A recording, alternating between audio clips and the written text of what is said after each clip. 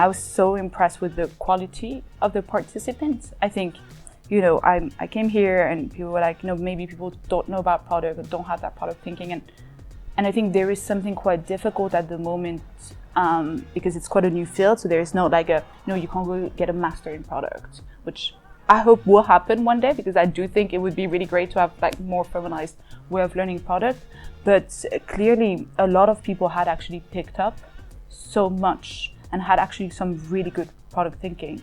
So I decided to do something very challenging when we went through kind of like two diamonds, so two divergence and convergence part of brainstormings. And I think the idea that came up, we started from like nothing to having to come up to a master question, having to identify actually what's interesting to play, what are the industry that could be interesting to answer that master question, all the way to creating like actual ideas with some ideas of like what the interaction should be, what could be really valuable for those type of things. So I'm just genuinely so impressed by the quality of those participants. It was just like there is some really amazing talent here, like for sure. So what's quite interesting about product is not just product manager do product. Actually, the sales team need to be quite good at identifying user pains. It's a big part of their job. Engineers need to be very good at product thinking, because, for example, when I'm in a team, people actually build like themselves quite a lot and they take a lot of responsibility. And it's quite key for them to be able to focus and be like, actually, I should really be spending more time on this and that in order to ensure that it's actually really high quality product. So the way that we do it is generally we have those like kind of core documents where we'll be sharing kind of user research all around. We have specific Slack channels where we'll be like, okay, this is a product Slack channel. So like any type of feedback, you've heard something interesting and maybe, just like go for it, write it down there. And like, it's kind of like up to everyone to like see it and be part of it. We do a lot of like internal testing as well. So we will be like, actually, we'll be like, okay, let me show you actually how it works. Do you think it works really well? Do you think what's your difficulty as well? So I think that's a really important aspect. Everybody is actually part of the product cycle and the product process.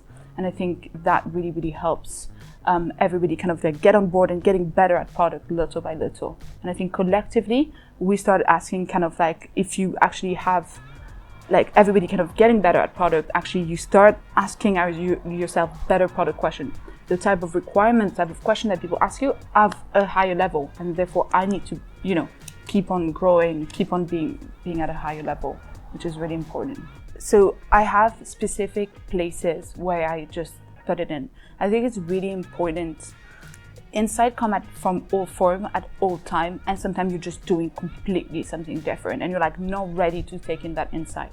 I have like literally like huge spreadsheets when I just collect all of my insight, and I just literally I take the quote, I copy paste, I take a screenshot. It doesn't really matter what it is.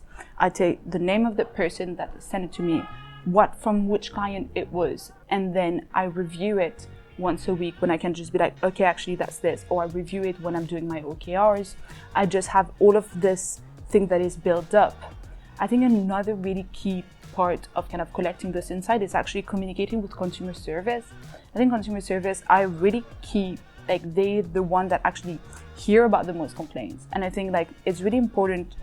I do it once a quarter because it's good for me, it's what works, where I actually do review consumer service tickets. And I literally sit with the head of consumer service and I'm like, okay, tell me what was the problems, what did go wrong? Okay, and then she's like, you know what, Madeleine, like I'm getting those type of users are starting to complain a lot about this and that. And I'm like, okay, clearly there's a problem here. So I can go and try to go and solve that problem a little bit more. So that's another really key source.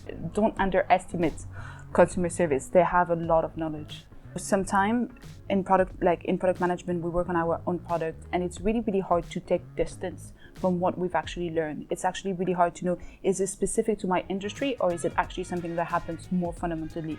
And also it's a really good moment to actually evaluate your work. You get inspired by other people and you're like, okay, why for them typically this type of issue is so important when, for me in my company, it doesn't seem to be. Is it because we're actually doing it really well, or is it because we're in complete denial? of actually what the problem is. And I think it's really, really key, especially on the new fields that such as product, to have people that are living the same experience and that are like, that are learning, that I really want to do it at a really high standard. And I think the only way that we also can raise that standard as product manager is if we gather together and actually start building some knowledge.